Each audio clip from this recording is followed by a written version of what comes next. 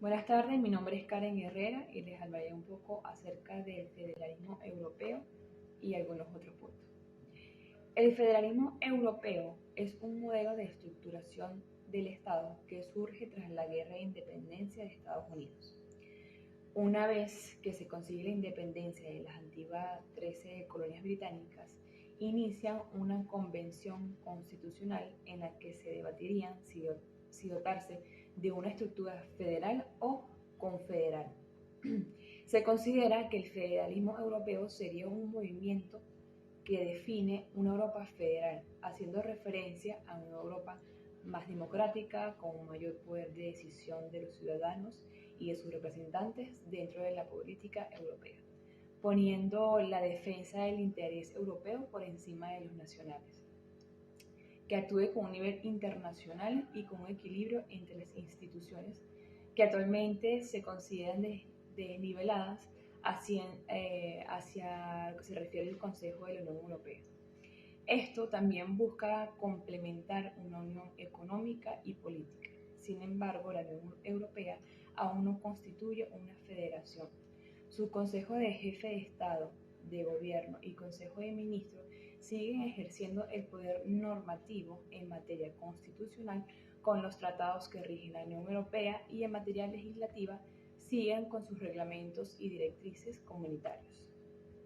Ahora hablaremos acerca del Plan Spinelli, el cual se trata de un político italiano llamado Altiero Spinelli, que fue uno de los padres fundadores de la Unión Europea y sería el principal responsable de la propuesta del Parlamento Europeo acerca de un tratado sobre una Unión Europea federal.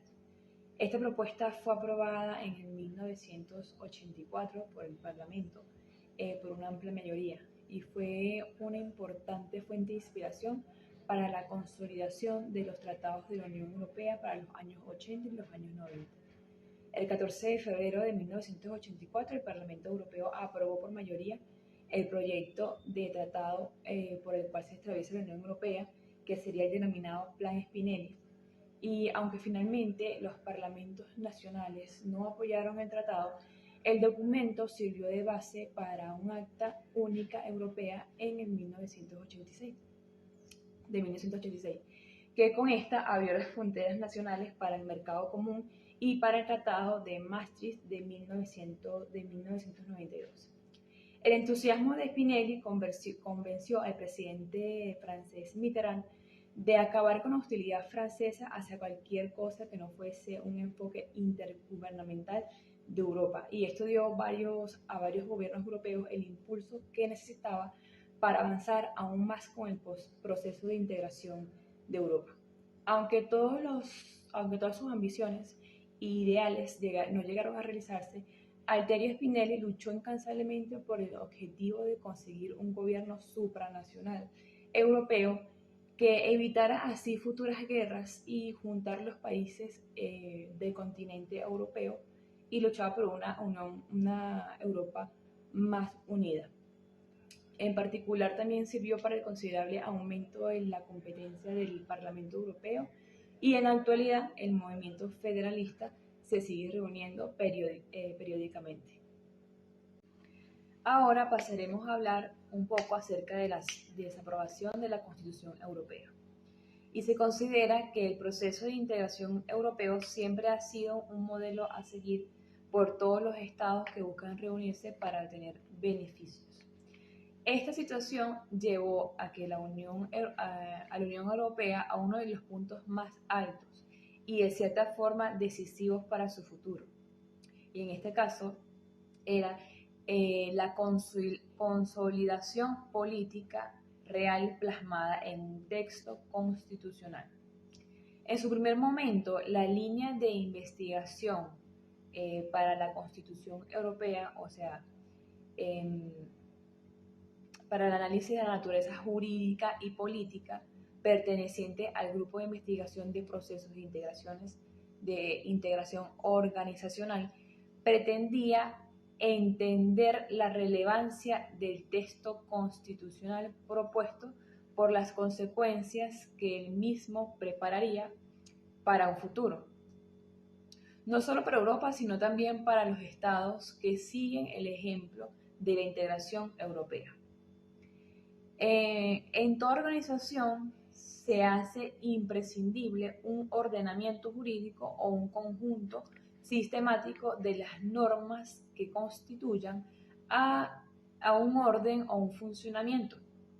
En el caso de la Unión Europea, el tema, al ser más complejo, requiere una estructura jurídica diferente. Y por esta razón se pensó en la posibilidad de reunir en un solo texto todas las disposiciones creadas a lo largo de estos 50 años de existencia. Este texto, llamado fue llamado la Constitución para Europa, a pesar de todas las implicaciones que el término traía consigo, y durante casi 2 años la Unión Europea vivió un ambiente de expectativa por su aprobación o no aprobación.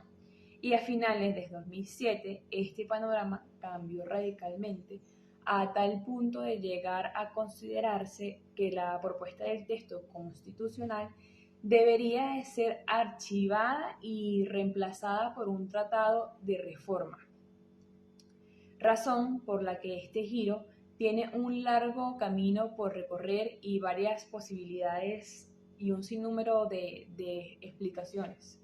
Esto significa que las normas del derecho comunitario se convierten automáticamente en normas de derecho interno de los estados que son miembros, sin que se medie acto interno alguno, situación que implica los siguientes puntos. Las normas comunitarias ocupan un lugar prioritario respecto a las normas nacionales. Los jueces y tribunales nacionales tienen que aplicar obligatoriamente el derecho comunitario. Por tercera parte, las normas comunitarias crean por sí mismas derechos y obligaciones para los particulares. Y por último, sería que las normas comunitarias, aunque integradas en el derecho interno, no se confunden con este, sino que conservan su carácter comunitario. Estos son los puntos. Teniendo en cuenta lo que ya mencioné, se puede afirmar que la primicia del derecho comunitario es entonces de carácter absoluto, incluso aún respecto de las normas constitucionales. Esta situación adquiere una especial importancia en el tema de la Constitución Europea, porque una de las interpretaciones que se le dio a la ubicación del texto constitucional era que por su carácter debía estar por encima de las normas del derecho comunitario y por ende del derecho interno de los estados. En este caso, cumpliendo con la premisa de ser la norma de las normas, o sea, la norma de las normas.